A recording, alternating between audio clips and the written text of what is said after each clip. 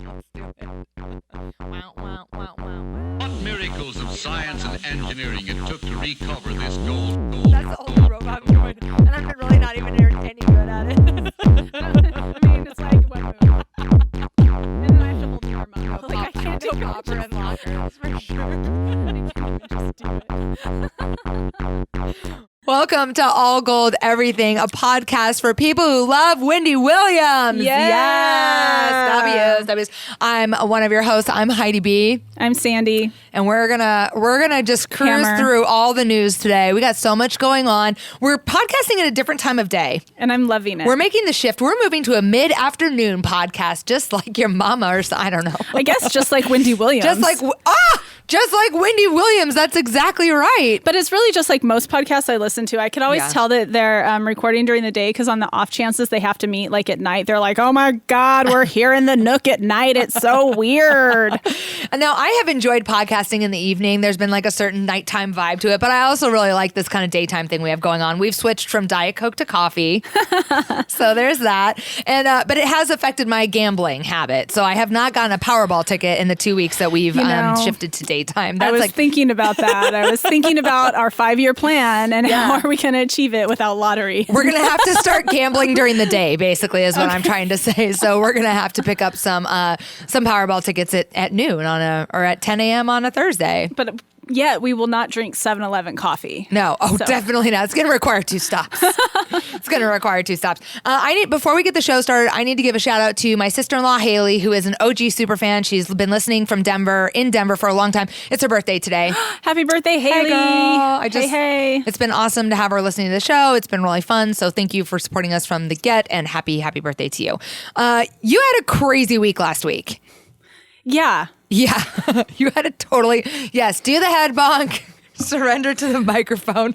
I'm still in process, but I am still a little sad. Yeah. I'm coming towards acceptance, but I wish I had a photo. I can't believe this, that I didn't think to send a photo to Mark. For those of you that don't know Sandy drives a cream Mini Cooper that is just the cutest car on the planet, and she calls her Tilly Loco, which is actually really amazing because it was like you got that car right after, what was the Blackfish. Right after that documentary came out on Netflix, and it talked about the killer white whales. The psychotic killer whale. So Sandy's little cream Mini Cooper is named after Tilly Loco, the psychotic killer whale. And Tilly Loco, Sandy's showing you a picture. There you go. Oh, look at her in that. She's like in the countryside. What a beautiful idyllic setting for Tilly Loco. That's the only photo that I have of Tilly Loco. Where is I had that? to send it to the insurance adjuster. Oh my God, where'd you take that at? At the Red Barn at the Enchantments. It's beautiful. And doesn't that just sound? It kind of looks like she's in the UK. She's in car heaven. Car heaven. It looks like she's in car heaven, doesn't it? Crossed the Rainbow Bridge and is there now. I don't know. So, Tilly Loco, tell our listeners what happened to Tilly Loco this week. Tilly Loco got jacked. Here we are talking about Tilly Loco in such a refined manner on the English countryside, your Mini Cooper, but that bitch got jacked. Kind of in the worst way. Yeah. Because I work on a large campus with 4 parking structures, and I park in the same parking structure that I've parked in for about 11 years. Yeah. Every day. And I walked out after my shift at 5 o'clock, right on the dot. And I walked through the parking lot and I was like, where's my car? I can't find my car. And then I walked around the parking lot again because I'm like, I'm certain I was just having a stroke or something. The stress had gotten to you. So I walked around about 3 times. I realized she isn't there. And I did remember where I parked. And so I went back and I was like, all right, girl, you know where you parked. Go look and see if there's broken glass or anything. And there's nothing. So I went to security like, motherfucker, did you tow my car? I thought it got towed. I thought she got towed. And I was, because there was no broken glass. I'm like, and you know, I feel like I work for the most evil corporation in America, at least with regard to how I'm treated. Mm-hmm. So I was certain my car got towed. And I will have to come back to this because I've received so much support from my coworkers and leadership and the whole nine. But so it's not true. I don't. That's just my perspective sometimes. Anyway, the bottom line is she did actually get stolen. She wasn't towed, and it's now tomorrow will be 7 days. And apparently at 7 days is when the police officer said, basically assume nobody's looking for it anymore. Yeah, after 7 days, you're a low priority. I guess so many cars get stolen. Just by 7 days, they're Too so many. far down the list that there's like no way that anybody's looking for it. Yeah. And after, a lot of conjecture and speculation and all this stuff, most like the general consensus of the men that I know is that she's chopped up somewhere in Seattle. Chopped up. On the Rainbow Bridge. We'll think of her in that beautiful idyllic setting, just so cruising along. It is sad. Sandy, you have always been very attached to the car that you drive, has always been like, by and large, an extension of your personality. It's like your Element that you drove for a long time was like really like ingrained into and woven into who you are. The Elephant. The Elephant, yeah. And that was hard day to say goodbye to the Elephant. And Tilly Loco has become, the crazy killer whale has become ingrained into and interwoven into your life. And so I am kind of, as a friend, I am sad that Tilly Loco has met her demise in this way. It's unfortunate. I know it was gnarly to come out of a long day of work and then find that your car was gone. But I'm kind of excited to see what your next car will be. Yeah, I'm not there yet. I know, it's okay. It was fun also to see how word gets around, a campus. Yeah. Because like I'm literally like every time the way that this news has gotten around has just been really funny. I feel like I'm in high school again. And was it like a game of telephone? Yeah. So what was like the craziest? It was just everywhere I went, no matter what random situation, no matter how far away from where I actually work it's like, I heard about your car. I heard about your car. And like, I'll be like walking to the cafe to get something and psst, Sandy, come here.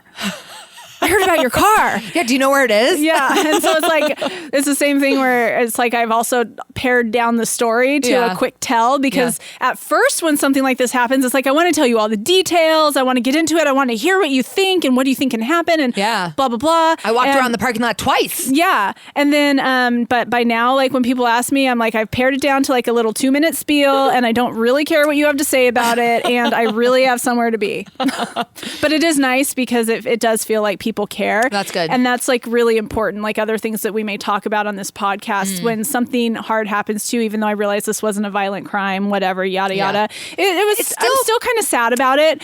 And when, people support you or when people support me, it's like, it does make it better. Yeah. And it is a big violation, right? We kind of, I think as women, we're pretty vigilant about like our surroundings and like, what's going on. But it is like, I kind of live in a bubble of relative safety. I'm like staring at your lips. Your lip gloss looks so good. This lip gloss is popping. It's MAC lip gloss from like 10 years ago. I don't know. Sorry. You're That's right. okay. I did hear what you said too, because we do feel like we're safe and like relative safety, kind of in a bubble, and so to have your car get jacked and on top of that, like some stuff that you really loved was in your car, like that just, oh God, I'm sorry that it happened. That's really crummy. Thank you. I do feel safe, but I think that whoever stole my car should not feel safe. Yeah, we coming for you. One, we're coming for you if we find out. But two, she's a psycho killer whale, bitch. Yeah, watch out. Yeah. Watch out. Mm-hmm. Well, I have to say, if you want to get the updates on Sandy's car experience and like what happens when and if we ever find it, you are going to want to be on our mailing list. And there's a very easy way to do that. Did you see that transition? I did. That was smooth. good. That was good. All you have to do to get on our mailing list is text the phrase all gold to the phone number 345-345. So I know that most of you are listening to this on your phone, streaming it on Apple Podcast. You're already on your phone anyway. Just open up your little keypad and type all gold to 345-345. That way we can keep you on the up and up when like very important things happen. Like very when my car is found. Important things happen. That would be a blast. Yes. So that an email blast or a text blast. A text blast. Yeah. No, I don't know if that's true. I don't know if that's how it works. Only the breaking news from us. Yeah. That is our commitment to you. We will not. I think we will come into the studio and do just like a quick 5-minute or dun dun dun dun dun. Special episode. Blast you a 3-minute video. Special midweek episode. Tilly Loco has been found. That would be so awesome. I went to New Orleans last week, which I had never been before, and it was so much fun. I had a great time. First of all, another one of our super fan listeners, Catherine, and she's in Shreveport actually, but she's been listening to us for a long time. She's an old friend. She and I, my friend Pam and I met her in New Orleans. Now, when we arrived, she let me know that she had been in Dallas-Fort Worth airport and she had ran directly into Andy Cohen. Like she ran directly into him, like physically made contact? Oh, sorry, that's not true. She I saw trust him. you. I know. I'm listening to what you're saying. She was waiting outside the Delta First Class Lounge, and she was just like kind of hovering out there to see who might be coming and going from it, because Catherine is the ultimate creeper. She will love that. That is a very complimentary phrase for her. Is she a Bravo super fan? Oh by yeah, any chance? she's a super Okay. fan. So she is watching 90 Day Fiance. So is our friend Sarah, a One Imaginary Girl, and she's also watching Shaws of Sunset, and she does all the Housewives. She's really into all the Bravo programming. So 90 Day Fiance is TLC. oh, sorry. So Just to show my bad. that I You know am what you're a talking Bravo about. super fan, I'm but I not. also am a 90 Day Fiance kind of super fan. I'm a Bravo super fan in training. I'm not there yet. Yay! I am working on it, though. I know Don't you worry. started below deck. I did. So anyway, she was waiting outside the first class lounge at Dallas, at the Delta First Class Lounge, just to see if she could see anyone coming and going. And sure enough, she was as far away from Andy Cohen as you are from me. And she made eye contact with him, and he realized that he got recognized, and he just scurried off. So my question was, where was his baby? With one of the four nannies. One of the nannies. There was no baby to be found. It's not really that much of a question. Yeah, I mean, going back to the new parenting The new is on top parenting. of being able to have a surrogate if you have money. If you have money, you also don't actually have to be Care there for your the baby. kid. Yeah. Yeah. So baby was not A with la Andy. Candy Burris from Real Housewives of Atlanta, and she's going to have another one. There you go. With a surrogate. With a surrogate and So a it's nanny. you can just use up those embryos that you created, but parenting is just such a whole different thing. It is. It's true. So weird. So anyway, that happened to Catherine. I had the experience of Wait. Well, what did Catherine feel? What did she say? What was She her experience? Because said- that would be a trippy thing to happen. Yeah, she was totally shocked to see him, and she said that he is a widget, he's very small in person. And that's why he looks good on camera. Yeah, other than that, I don't have much. I mean, they all are. Ryan Seacrest, Kelly Ripa, Andy Cohen. They're very small people. They're almost they're in between full-size humans and dwarfs or something. I don't know. Yeah, but with big old heads. With giant, they're like bobblehead people. Yes. Yeah, that's true. And actually, because I've been watching daytime TV lately, because it's kind of just on in my house all the time, not Mark. Kelly and Ryan are actually very cognizant of how tiny they are, that they're little people, basically. Not basically, but anyway, they're very small. Widgetal is what I would call them. Yeah. Yeah. Yeah. And so I I also had an experience with the first class lounge where I had a first class ticket. So I'm I'll just go into, I'm going to get to the Portland airport early. I'm going to hang out in the Delta lounge. I'm going to eat their food or something. I don't know. And I got up there, and the gal scanned you have to scan your boarding pass to get into the first class lounge. So she scanned my boarding pass and said, "Oh, are you flying international?" Bitch, you just scanned my boarding pass. You know I'm not flying international. I'm flying to Salt Lake City, and then I'm flying to New Orleans. So that's my itinerary. So she was like, "Oh, the lounge is only for first class international or Amex card holders." And she loved or Amex card holders? You have to have an Amex, or a special Amex Delta whatever. Oh, okay. Or I'm because everybody has an Amex. I have an Amex. I don't have an Amex for some reason. I don't know why, but I maybe need one. But anyway, she It's probably the travel one that I have. She politely pointed out that I was not welcome in the lounge, and so I left. So that was fine. That must have felt great. It didn't feel great. No, definitely didn't. But I still had a great time. The trip to New Orleans was really fun. We ate a lot of beignets. We ate a lot of food to the point that Yes. I definitely am I am not vegan at the moment. Yeah. Well, I'm glad that you can say it in those words I can because say that's it. direct and that's true. Yeah, it's true. It's not even veganish. I had a capicola sandwich called a muffaletta or something that was so good. You buy it at a grocery store, and it's the size of a pizza box is what. It's huge. Oh. And it's all these cold cuts and this olive mash that they put on it. It was salty and meaty. It was sounds kind of gross, but it was really fucking good. And then we ate beignets and we ate crawfish. That was good. All that stuff was good. And I just really felt I just had a lot of fun eating. I'm struggling a little bit to come back to my regular life of having a more restricted diet and getting back into exercise. I'm oh damn. We're going to talk about the Beyonce Homecoming film later, but I was really feeling her. She talks really emotionally about how restrictive her diet had to be in order to show up at Coachella last year and look the way that she looked. I know, but what if she didn't? And what if that was okay? I know. Well, that is not what she decided to do. Right? Yeah. Instead, she decided to restrict everything except for, it sounds like, greens, fruit, and nuts. for months in order to get to Beyonce's size to fit in whatever, she decided. And she probably worked out twice a day. Yeah, probably. I mean, I guess it's her job. Yeah. But I do think that we might all be better. Like, I just kind of shared with you how much I hate seeing myself on camera. Mm-hmm. And I know part of that is like my perception and my issues, but another part of that is comparing to how Ryan and Kelly, and because you do really have to be tiny to be on camera. Yeah. Kind of like superhuman tiny. Right. Let's say most people who are currently on camera are very tiny. Like we are on camera and we're not tiny. Right. Yeah. I guess what I'm saying is because, that is a nice fixing.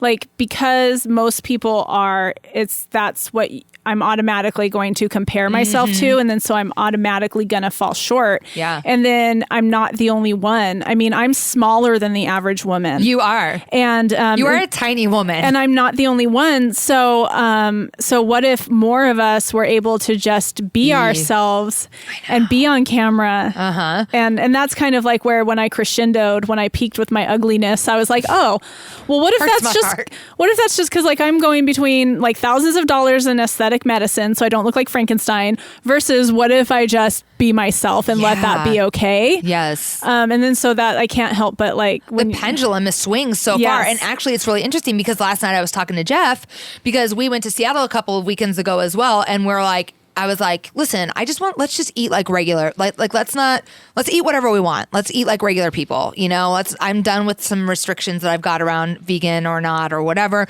And then this weekend in New Orleans, and then I came home and I was talking to Jeff last night and I said, the thing that really sucks is that for me, I can only see it in these two extremes that like my vanity requires that I restrict food in a certain way so that I look a certain way, or like that's, I wish I could see. I would like for some of my dabbling in veganism has to do with sustainability, I do think it's like probably a more sustainable way for the planet, for people to eat, for the food chain, but also but right now what's happening is actually it's making me, I'm gaining a lot of weight being vegan because I'm eating a lot of rice and cheese and, vegan cheese and whatever. So I was telling Jeff, like I'm considering like unrestricting my diet a little bit so that I can lose weight. So it's like why I can only see it in terms of like vanity. So I can like go more into the like traditional proteins and like still probably restrict. If the goal is to lose weight, it will require restriction. Right. But like, what if there was a third option of just like being how I am? Yeah. Yeah. Right. Like there is a third option. Right. I can just be how I am. Because you too are smaller than the average woman. Right. Yeah. And that really, like, and not even just like comparing to the average woman, but for me, like all my exercise and all my food choices have always been around health and fitness, because my fitness goals have never been about how I look. Although it is a nice side effect. And the problem is like feeling it's not a problem. Becoming fit and feeling good about myself and liking what I see in the mirror all go hand in hand. Yeah. Although it's never been my aim. But now that like I'm seeing, and it's all shifting because I'm seeing myself on a screen. And so suddenly my, decade of like relationship with food and exercise is turned on its head, because this is how I look as a fit, healthy woman who has a really pretty healthy diet. Yeah. I mean, but I do love enjoying eating, and I will enjoy eating whenever I feel like it. Yeah. Like I will lift the restrictions whenever I feel like it. But I have become accustomed to a vegan lifestyle. Yeah. So it's like, oh shit, there is nothing I could do short of spending thousands of dollars on aesthetic medicine to make that what you see look better. Yeah. Or look different. It feels really powerless for me. Yeah. Because I'm not willing to do what Beyonce, I'm 42 years old. I am not willing to eat like nuts and greens and work out twice a day. I mean, that is the Although thing. I would love to be able to have time to work out twice a day. I'd like do yoga. I'd go for a run. It really is hard to find some middle ground and acceptance. And it's a lot easier for me to find that middle ground and acceptance when I'm thin. Then I'm like, whatever, when I like the way that I look, and then I get heavier, and then I get like, just, how do you get a bikini body? You just put on a bikini. Like, that's a lot easier to say when I'm weighing in at 155 than when I'm weighing in at 175, right? Yeah. So it's like there is, anyway, I just wanted to talk, I don't want to hijack the whole show about it, but I wanted to talk about, like, I'm struggling with it a little bit. I'm surprised to find myself, like, and that's the other thing, like, I had a goal last year of, like, getting married and looking a certain way. I knew that it was going to require certain, either a certain activity level and a certain restrictions. I did all of that in, like, a healthy way. Like, I didn't, like, extremely restrict my diet. But then after I got married, I'm like, fuck that. I already got married. I'm gonna, I'm not gonna, like, let myself go, but I'm not gonna be as strict. And so now I'm kind of on the other side of that, of like, well, after a year of doing what I want, here's where I'm sitting, and how do I feel about that? And I wish it didn't take. I just honestly, here's the reality. I wish it didn't take up so much of my brain space. Right. No, me too. We got a lot of other things to talk about. Lots of, like, other ways to contribute to the world. It is a shame that women. It's not just you and me, right? I am willing to go out on the limb and say 75% of women have probably 20% of their brain space taken up by this. Just the thoughts of how much exercise, how much food, what should I be doing? Like, it's so prevalent. Like, think of what we could do if we weren't wasting our time thinking of that stuff, Yeah. Yeah. Well, I mean, I have to say, like, I don't think about what I'm eating or how much I'm exercising around it. I think about powerlessness, because I feel like I'm just not willing to, like, for me, it's not an option to do more, because I already found my sweet spot with where I'm happy. So for me, it's not an option to do more. So for me, I almost feel like defeated. Like, this is it. It's amazing, though. I mean, that's the thing, is that I do love that we can lift each other up, because, like, I we talk every time we come into the studio. Sandy's hair is always fucking dialed, people. That's the first thing you need to know. And also, our makeup is always on point. So we talked today about having a little bit of distorted perception, which I certainly have of the way I, whenever I look at myself or hear myself, distorted perception about how I sound or how I look or whatever. My brain, it's like a funhouse mirror that my eyes create for me. Do you believe that?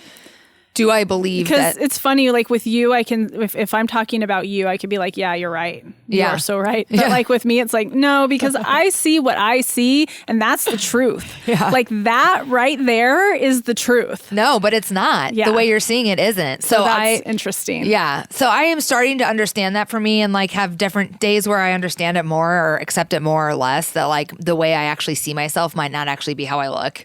And I don't know. I that's where I'm at on it, basically. Yeah. What were we talking about? We were talking about being in New Orleans, which was super awesome. Oh, and you ate what you wanted. And what you said, though, that I did like before we went on this huge digression, is you did say that, like, you really enjoyed eating all the things. Yeah, it was so fun. And I didn't eat, it was like, one of the things I love is I do have an iron stomach. So even though I have largely been vegan for the last 9 to 11 months, I don't get sick when I eat dairy. I don't get sick when I eat meat. Like, so it's like, oh, awesome. That gives me a whole nother level of freedom of being like, I eat what I want when I want, because I don't feel ill. I'm not like, oh, my stomach, so, like, that is a gift. I feel very lucky for that. So we walked along the Mississippi River, and that was great, because I grew up in Iowa, obviously much farther north of New Orleans, but on the Mississippi River. So it was just like, there's something very nostalgic about seeing the river and how fast it flows, and, like, just, that was great. And then being in the Garden District, and we got to see, like, that was really some complex feelings, because we walked all around and we got to see, like, old plantation houses that were, like, gorgeous, but, like, the history that comes with that, and just, like, it was amazing. I would love to go back. Also, there was a casino there, so I got to play craps while I was there. Yes. I did get to do some nighttime gambling. I only gambled in the nighttime.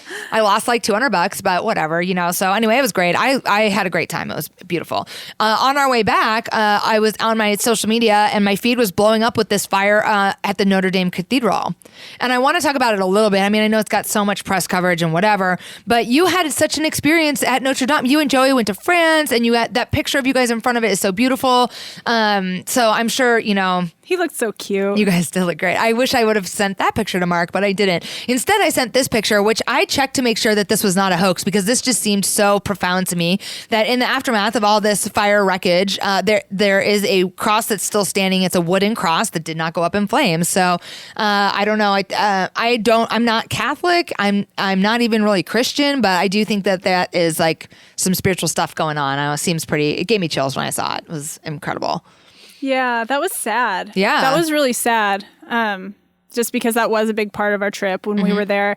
We went in, we spent a lot of time in there, and then we sat for Mass, and Joey kind of taught me to take communion. Yeah. And I had a meltdown because I'm like, I'm not Catholic. I can't do this. And there's rules and shit. And, There are some Catholic rules. but I don't remember the details, but we did it, and Yeah. I did it. And so I was like, I took communion in Notre Dame Cathedral while I was falling in love. I got chills just hearing with that. my husband Your now, husband. who was raised Catholic. So beautiful. And so it was kind of like, and we were still in the getting to know each other phase. So it was like just a really, it's a moment I will always remember in getting to know who he is. Yeah. So it kind of made it extra sad, in addition to just like so much history and so much craftsmanship and so much beauty. However, I think it's going to be fine. Yeah. Like it wasn't a total loss. Yeah. Well, and like things will carry on, right? And then we'll so part of it will get rebuilt, part of it will stay old. People will go visit other old stuff. But I mean, I think really the sadness that I think what you're talking about is like, because it is such a destination, so many people around the globe have experiences like what you're talking about, just really meaningful, intimate moments. I was near the Notre Dame Cathedral when I was about 18, but I don't think that I went into it. I think actually instead I had a street artist do a portrait of my boyfriend at the time. They're like, we could go to Notre Dame, or you could sit for your photo. Well, what happened was I was touring with a choir, and we were singing in a lot of places in Western Europe. And one of the places so we were in France we were in Paris for some concerts that we were giving, and we had this like afternoon off or whatever. So, we're like all bopping around. We're all like probably 16 to 18. And a bunch of kids went inside to do the tour. And I, at the time, was like deeply in love with my high school boyfriend who was not with me on the trip. And so I had a picture of his, like a high school, senior picture, senior pictures. That was like a huge thing in Iowa. Like everyone Big Ed's did everyone's senior picture, and you had like a senior picture. So I had Ben's senior picture, and there was an artist on the Seine that was sitting in front of Notre Dame Cathedral, and I gave him Ben's picture, and he did like a portrait of Ben. So anyway, instead of going to see the beautiful Notre Dame, which now I'll never see fully whole again, I had that experience instead, which was also interesting and memorable. Yeah.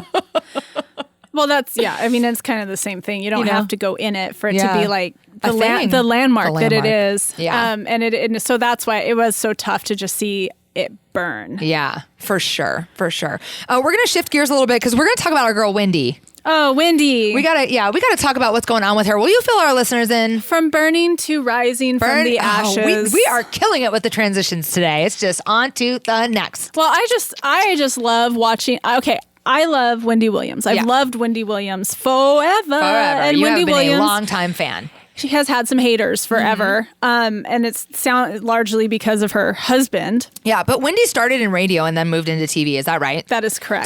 Was she ever on like another guy's show? Was she on like the Howard Stern show or anything like that? I don't think she was on Howard Stern, but she was a crony of Howard Stern. Okay, she was that's like what I thought. Hot 97 New York radio. Yeah, but she was like New York hip hop. Okay. And I don't know she did other stuff. I don't know what they are. But that's how I remember her, like New York hip hop radio. Got it. And then she went into television. And the Wendy Williams show is a really special show. She has a ton of fans, and she calls her audience her co-host because like you've talked in the past about how hard it would be to do a podcast by yourself. Oh my God, it'd be so hard. She sits there and talks directly to the camera for about the first 15-20 minutes of her show every day, and on Mondays that's all she does. It is just a conversation with her and the camera. Oh wow. And that's what she does. And it is special. It is unique. And the thing about Wendy Williams is she's I love a truth teller. Like I love to see somebody real. Yeah. And that is Wendy Williams. Yeah. She has come under fire because she said unpopular things about popular people. Right. And she's not trying to be like super deep or anything. She's just like putting up a hot topic and she's telling you what she thinks about it. Right. And that's why we like her. Yeah. Because that's why we like to hear. So she's come under fire for that. And she's also had some broken relationships with some people, specifically Andy Cohen and Charlemagne the God, because of issues. Her husband is her executive producer. Okay. And what's his name? Anyone know? Like Bob Williams or something? No, it's something Hunter. I'm blanking on his first name. Oh, okay. And we probably don't need to say it. That's all right. Yeah. I just wondered. The last name is Hunter. She's Wendy Williams Hunter. Oh, okay.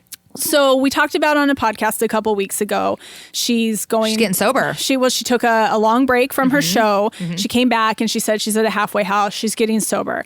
During this time, what's being revealed in the media is that her husband, who already has a bad reputation for possibly being abusive to her, now it's revealing that he has a mistress who has delivered a child. No. And this is in the time where she's taking this leave big of break absence to get better and getting better. So, and then she did something which I thought was incredibly brave. Is on her TV show, she basically took that opportunity to tell the world, this is what I'm doing. Yeah. And then it got kind of weird because she went back and there were a couple stories about her being wasted and going to the hospital, but nothing really ever took off. Nothing ever made like the real mainstream news, and you just didn't know if they were true or not. But her show is filmed in real time, and you're seeing her on TV looking good, laughing, cracking jokes, just the old Wendy Williams. The sparks back, the lights back on. And so it's kind of like, oh, I hope she's okay. Yeah. Well, what is happening this week is really wonderful, really reassuring, and really inspiring, and really reminding me of when I first got sober. Yeah. So this week she decided to take a moment. Yeah. She said, you know what I always say, your business is my business. She's like, well, the tables have turned and my business is your business. So I like that. So she just took a few minutes to just basically say that she's focusing on herself and her son, and she's moved out of her sober house. Did I call it a halfway house? I don't know. I mean, they kind of are. Sober houses are kind of halfway houses. She's moved out of her sober house, and she kind of alluded to this moment that she had the night before where she was with a bunch of her girlfriends. She has two sponsors. And her two sponsors and a bunch of her girlfriends and her two sponsors, and they were really just kind of planning her future. And then what we know from watching the news is she has served her husband with divorce papers. Yeah, bye. She has fired her husband, who is executive producer. And she has repossessed the car that he bought for his mistress, which is like a $250,000 Ferrari. I bust the windows out your car. She also decided to break the lease for his favorite Jaguar that his mistress also likes to drive around. Yeah. So she's taking back what's hers. Kelvin, that's his name, Kelvin Hunter. Kelvin. So Kelvin is getting served. The money train is ended. She is like putting her foot down. She's stepping out of this, and she's doing it like in style. She's taking care of herself. She has her women, her sponsor, her support. And it just really reminded me of, as I'm making a move to a huge shift in how I approach my recovery, it's reminding me of really the support of a community. When and how it can be so transformative. Yes. And it really is just the reminder of the realization that the sky's the limit, the future is limitless. Yeah. And just by making one small change now, or although she's making a big change. Yeah. But any change that I make now has this trajectory to move me so much farther in the future. And you need those women around you to help you with that. Yeah, the community is so critical. Because that's not something I can come up with on my own. No. That's not something that when I'm stuck in the mud of alcoholism, abusive husband, bad relationship, that I'm going to be able to come up with on my own. Like, I'm not going to, Sandy, I promise myself that I'm just going to be so much better if I just, you need these women around you who have done it, who know it. And so between hearing her tell this story, seeing the sparkle in her eye, seeing her crack jokes, and then hearing that she cut this motherfucker off and fired his ass, girl, you're my hero. You are my goddamn hero. It's good. I am so proud of you. I wish you the most and the best, and just keep doing what you're doing. Stick with it is what I say. Yes. And so Charlemagne the God, who she has this like old beef with, known beef with, has invited her out to dinner, and he's supported her on his radio show. Like, leave him behind. You're going to be so much better without him. Yeah. And she is getting an outpouring of support. And that's also a really good reminder to me, because like I was talking about, this whole issue with my car. And I really did, like, the issue with my car, I felt some feelings, and I felt like people were looking to blame me. What did you do? Everyone's asking me, did you lock your car? What did you do? I had one person make kind of a shitty comment about like, why does this kind of stuff always happen to you? And I'm like, does it? Ew, that's rude. I'm like, does it? Does this kind of stuff like always happen to me? You? But the effect on me, who's somebody who has undergone a lot of healing, but still has old wounds, the old wounds that I'm bad, I'm not good. I definitely found myself questioning, am I bad? What did I do wrong? Is this like, am I, kind of those old feelings were brought up because something that struck me from left field happened. And so having like those be the exceptions, and so many other people being so supportive and like, oh my God, that's like actually saying that it sucks more than I actually feel like it sucks. Yeah. Like people actually having stronger reactions than I do. Yeah. Bottom line, feeling really supported. Yeah. It really helped. It matters. It really helped. It really does. It's so good. That is actually a great segue into our topic for today. Ooh, I think, what's because our topic for today is boundaries. We're going to talk a little bit about boundaries and how to set them. And I mean, it sounds to me like Wendy Williams got some friends on board who are like, girl, you need to set some boundaries with this guy, right? Like it's one thing. I just think like that it's so hard when you're in a situation where like you got a lot of feelings about something, potentially like this, where you had a marriage and a mistress involved, right? So it's really easy to get mired in the self-pity and all the self-centeredness that comes along with like feeling awful about that. And where I think the piece of community is so important is some women to say like, okay, you can feel bad about this, but you have some agency here. And one of the things that you have agency around is whether or not you're going to let this motherfucker keep leasing a car under your name, or whether or not you're going to let her keep driving a car that's leased under your name. So that is where like having community to kind of point out to you where you have some agency when you're fucking in the shit of whatever, whether it's like your car is stolen or your husband's cheating on you or you're in a toxic relationship with a friend or a parent or a relative. It's like that outside perspective to validate this is a shitty situation. You're not crazy for feeling shitty. This fucking sucks. And then to say, okay, where can we take some agency so you can set a boundary and have a different experience now, right? Yep. Like so important. Yeah. So huge. I can't do that on my own. No, not when I'm in that deep. I can't. No, I need a community of people. I need you. I need other people in recovery. I need my friends. I need the support in my life to be able to like really assess what's going on in a clear way and then figure out how to set a boundary around it. So we had a ton of other kind of like topic stuff to talk about, but this is really a nice, we're at the time in the show where it makes sense to shift into this, and it is kind of a nice segue to it. So we talked a little bit about wanting to talk about boundaries today. I had a couple of thoughts about how to do it. Do you want to kick us off on this, or how do you want to approach the boundary discussion? I think I'm going to let you start us off because I haven't really thought much about it. Yeah. Well, one of the things I love about it is that you are good at it and I'm getting good at it. And I feel like some of this, just like a lot of the dating suggestion that we give and like romantic advice that we give, this is internalized for us. So it's like, oh, this isn't like, it doesn't require too much thought to get there on it, because it's like, oh, I have been learning how to set boundaries probably since I got sober, really. Like I was not very good at it before getting sober.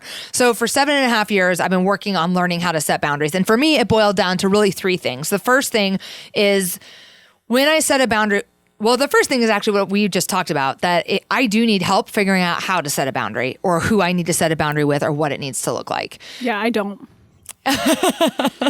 I got that. Yeah. So I was just thinking, let me like pipe in around relationships. I've been setting boundaries since I was like 18. I will never forget. I dated this guy. It was like 19. It was, I tried to date after I had Kyla. Which was funny. You can, audience, laugh. This is where you laugh. I did, though. I did. Yeah. And I dated this guy. I think it was like 2 dates, and he asked me for my credit card. Oh my God. Yes.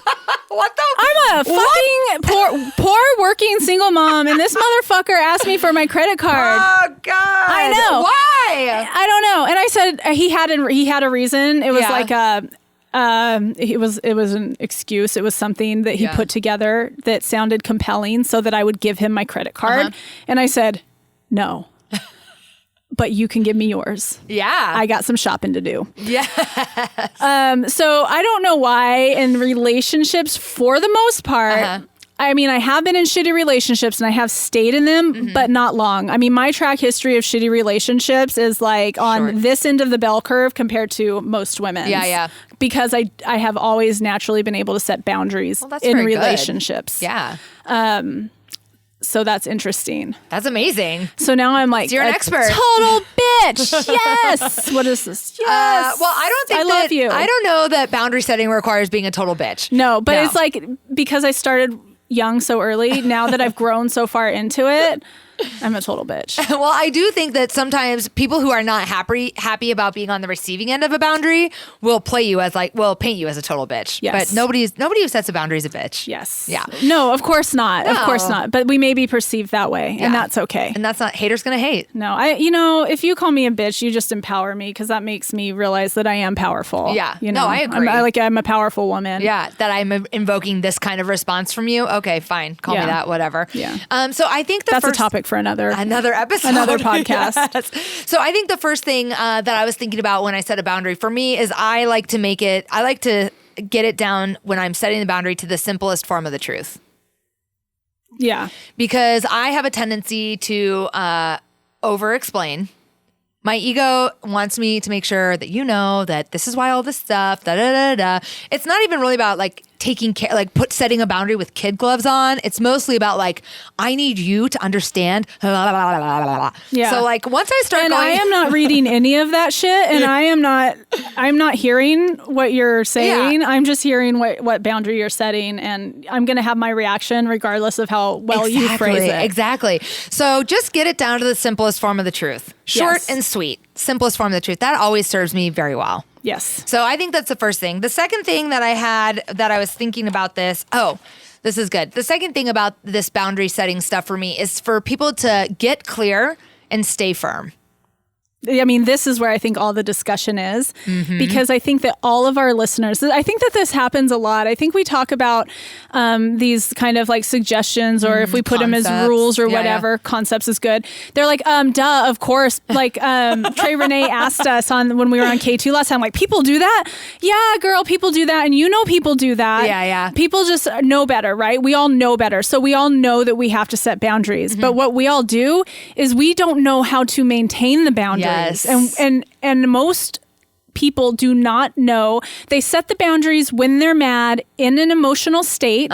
So something I would say is, like, it's really echoing what you said. You really have to get down to what the issue is and what boundary you need to set to keep me safe and to keep me from harm or discomfort, and then communicate it. And that takes, a little time for reflection and understanding. In the moment, when we set boundaries, we're emotional. We're setting boundaries we're not prepared to keep. That is a huge one. We don't keep them. Yeah. So that time is really important. And then like what we are moving into, one, you need to admit when you're inconsistent. You need to say, look, I've been inconsistent with boundaries in the past, and I'm ready to change that. And I'm ready to commit to making a boundary and sticking with it, even if it's uncomfortable. Yeah. Because it will be, right? Because usually this is like such a tired trope, but it's like, whoever you're setting a boundary with, you and that person have been doing the waltz for however many years.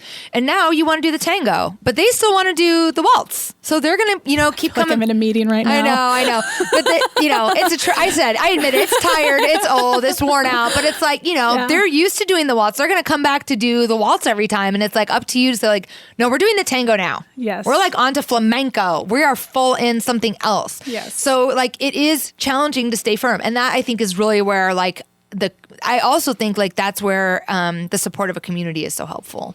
It is. At the end of the day, it's like what you talked about on the show. It is if you're ready and you're willing to be accountable. Yeah, at the end of the day, we talked about this when we were with Trey Renee last week, where it's like, when you're ready to be accountable, you got to be accountable to yourself. Right. So like, yes, support is important, blah, blah, blah. But if you yourself are not ready to be accountable to yourself, then it's just going to create a cycle of dishonesty. Yeah. And honestly, and that's what happens specifically in abusive relationships or bad relationships, or really women who are just or women and men who are just in relationship with assholes. Right. Is they spend a lot of time defending and justifying and rationalizing the asshole.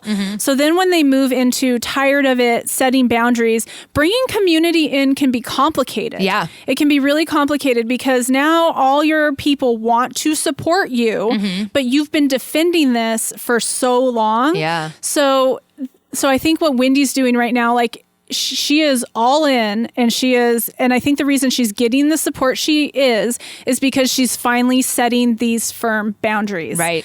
And that's why I think, people are reaching out. People are, supporting her. Totally. So I do think of your community are going to help you, keep you accountable to your boundaries. But before that commitment has to be made. This has to be for you, not for anybody else. That's right. And otherwise, it'll just create more dishonesty and more distance. Yeah. And I think that is a great segue into the third piece that I had to say about it, which is that it has to be for you. And part of knowing that this is a boundary for you and that makes everything safe for you and protects you is knowing that, like, trusting that whoever you're setting your boundary with is going to be fine without you. You're not in charge of their life. No. It may feel or like their reaction. Like Wendy may feel like she's in charge of Calvin's life because she's been like financing it for years, but like he's going to find either A, another hoe to finance his life, or B, like he's going to land on his own 2 feet and start financing his life himself. Well, according to New Jersey law, he's going to get half of what she has, most likely. So he is going to be fine. So he's going to be fine, but it's like not up to Wendy Williams to fuck her own life up to take care of his life. And all to say, like, sometimes we can get really enmeshed with the people that we end up having to set boundaries with, and we can become so enmeshed with them that, like, we think that they're not going to be okay when we start to separate ourselves from them. Yeah, I don't have that problem either. I have had that experience. So I'm just going to say, I know there are people out there that have had that experience. And like, part of that is ego driven. Part of it is fear driven. There's like a lot of things that drive that enmeshment and that, like, oh my God, they're not going to be okay. I'm not going to be okay. But like, everyone's going to be okay. Everyone's going to be okay. And you know what? Like, everyone's going to be more okay. Everyone's going to be better. I am. Yeah. And I am just going to say this. I mean, the extreme of like that fear of they're not going to be okay for me has been like, if I do this, so-and-so might kill themselves or so-and-so might die. And like, I will say that might happen. That is like, I can't guarantee that that's not an option. Right. And the reality is, like, if someone responds to you setting a boundary by deciding to kill themselves, like, that is their responsibility. There is no responsibility on you for that. Well, right. And it's like, I think what you're touching on is especially, it's especially difficult and it's especially complex to set boundaries with people who are in the throes of addiction. Yes. And a lot of, I mean, this could get too deep into codependency, but a lot of our behaviors are fear-based around, if I don't do this, they're gonna die. Yeah, totally. Yeah. So setting boundaries is a lot more complex, especially when you're a parent of somebody who's dealing with drug addiction. Right. I mean, I think that those or are mental illness as well. I mean, I'll throw that in there too. Yeah. But I think I will say that I was going to say something really fucked up, like mental illness. You just put them in a tent, put them under the river. It's fine. Sandy. Great. So I like that what you're saying, though, that there is complexity. Some boundary setting is really straightforward. Like, you got some friendship stuff with everyone's healthy and you go, oh, this doesn't work for me. Like, we need to change this. Some boundary setting is like a lot more complex. And, when we get into the complex end of the spectrum, I just wanted to make a little reminder that, like, you're going to be okay setting a boundary, and whoever you set it with is also going to be okay regardless of what that outcome is for them. Like, everyone has their own agency. We don't have to, like, you're right, we're moving into some codependency stuff, but we don't have to caretake people. Basically, is the point. So I really like kind of being able to break it down that way. Those are the only kind of clear notes that I have around boundary setting. I don't know. Do you have anything else that you wanted to throw in there on it? I guess for me, like, my strengths, and I could give a lot of advice, I think I know, and I have a lot of experience with setting boundaries in friendships and in romantic relationships and even in family relationships. I'm not thinking that I would ever be willing to give advice to a parent of somebody dealing with addiction or mental illness. And when that is on the table, I do want to say that. I think that as parents, we do have a responsibility to consider life and death of our children. And we do have a higher level of responsibility of how we care for them. Yeah. And I will also say that when we're talking about those extremes, setting boundaries in the context of addiction, alcoholism, mental illness, I would encourage anyone who's doing that work to be doing it with a professional. Yes, absolutely. A good one too. Yeah. Like you got to be careful who you're working with on that one.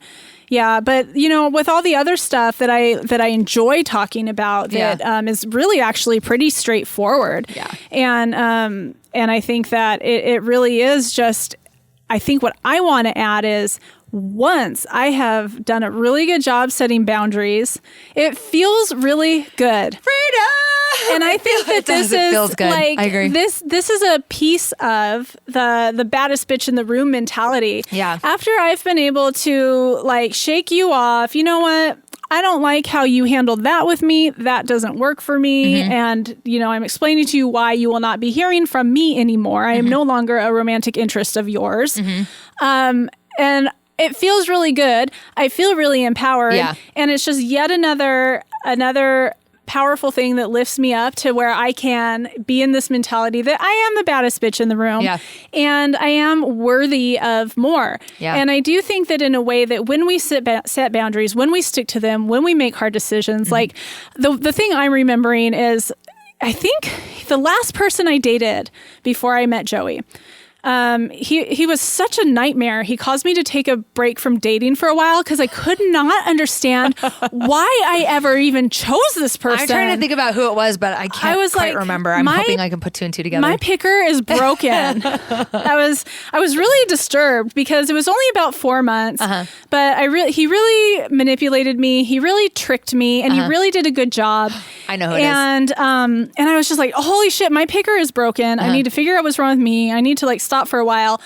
But what I also had to do, because he was like he was a very, very emotionally manipulative, fucking sick. Yeah, he was really a sick fuck. Yep. Very emotionally manipulative. He wasn't going to leave me alone. No. And so I did have to set my hard boundary, and I did it. I remember it started when we had tea one day, and I told him he's really lucky I'm sober because I really want to pour this pot of hot tea over your head, and I'm not going to. Instead, I'm just going to walk away, right? Yeah. And then the text started rolling in for days and days. They always do. I never returned one Single text. I remember that. Because I said what I had to say. And at first, it felt really good that he was texting me. Like there was that because there's always a loss. Even no matter how sick fuck the person is, it's like another disappointment, another loss. This thing I thought was a potential is no longer a thing. There's a sense of loss and disappointment. Yeah. So at first when he was texting, I felt better. Like I have this... It eased my sense of loss and disappointment that he still wants me. Yeah. But I knew enough. I knew it was sick, and I knew that my boundary was set that I am not going to text this person back anymore. Yeah. And slowly over time, like all the super emotional pleas ended. And then about 2 weeks later, my phone starts ringing and it's him. And I don't pick up, and then another long emotional text. And so like a couple weeks had passed not hearing from him, and I heard from him again, and he was really using his manipulation. It would have been really easy to respond, and I didn't. And I remember that was such an esteem building moment for me. And I can't say like loud enough and strong enough how much self-esteem I gained that one moment when I decided not to return the call, not to respond, not to engage. It was off my mind about an hour later. Yeah. Like, then of course I'm not, like that vulnerability moment had left, and of course I wasn't. But it was so good for me, and it was so good for my growth. And I love that you talking about that is like you kept your boundary for weeks with that guy. Like it's one thing to be like, oh, I'm just not going to return this text today.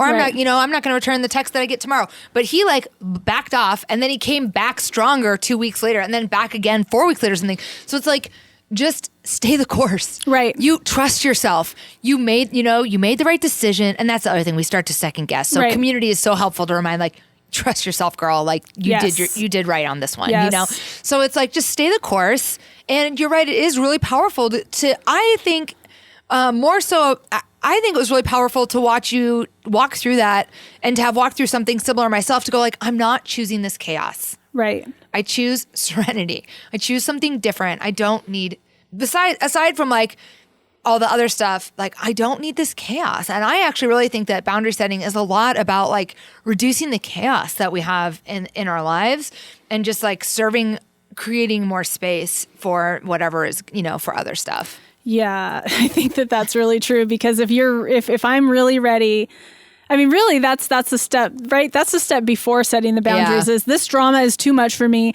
I don't want the drama, and I'm not willing to do my part of the dance anymore, because we all have a part of the dance. Yes, we do. Yes, we do. So I do think that is like the step one, and step two is then the boundary setting. Oh, girl, I got goosebumps twice talking to you today. Woo-hoo. This is good. I'm watching World of Dance right now, and J-Lo, every time she does the judging of the dancing, she's like, "Oh, I got goosies." So I don't know. I don't have goosies, but I did get goosebumps twice today. There's one last thing. I'm wrapped up on boundaries.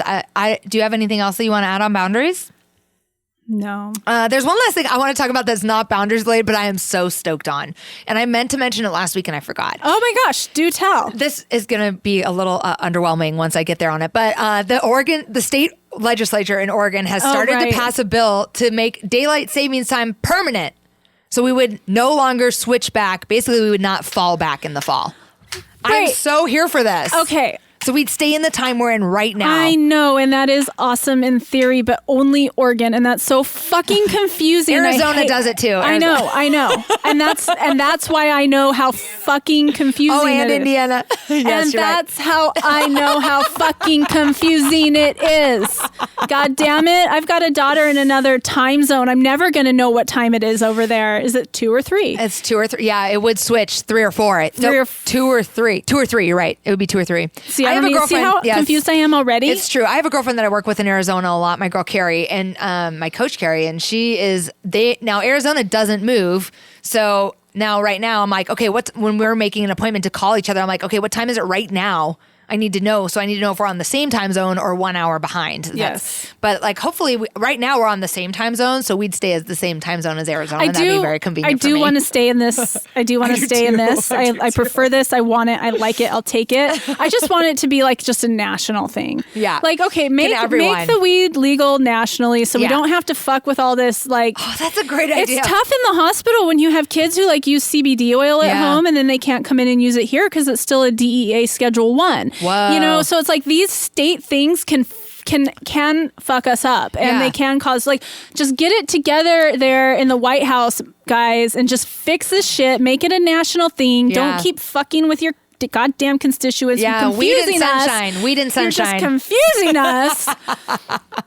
Just keep us confused. Let's run on a platform. Let's run for president and vice president on weed and sunshine. or just stop confusing us. Where can I bring my weed? Where can I leave my weed? Where can I travel with it? I don't know. Can I travel with my weed? I don't know. Where can I drive high? Where do I actually have to be sober? I like that that you have this intensity of feeling around weed when I know that you don't use weed at all. No, I don't. I do not utilize the marijuana. You don't use the weed. I don't. But it's like it's confusing for people who do. Do like consistency in my life. I mean, Heidi and Sandy 2020 consistency. Yes, consistency. Weed and sunshine. Yes, I love it. That's like a total California platform right there. Yeah. Well, consistency is something that I was really remiss that I was not able to talk about last week when we were on the. Oh, I guess it was last week on K2. It wasn't last week on the podcast, but we were basically talking about making a ideals list. Yeah. And I completely forgot to talk about how important to have consistency in a partner is on that ideals list. And I was really bummed I didn't say that. Yeah. So set a boundary around that. If you're inconsistent, deuces. Set it now. Let's do this. We're going to be on K2 in a couple of weeks. We're going to be talking boundaries then as well. So we'll make sure that we talk consistency then. We'll put it on the radar. Okay. So anyway, our listeners can check us out on the 8th of May. We're going to be doing another appearance on K2, hanging out with Trey Renee, which is going to be awesome. We'll talk about that more as we get closer. But for today, we're wrapping up the show. Wrapping it That's all we up. got. Hey, look at this. It's just the time flew. The time flew. Where did it go? And that's actually a little behind. It's time. So anyway, we're sending a lot of love, light, and gold from Portland. Don't forget to stay vigilant. What miracles of science and engineering it took to recover this gold.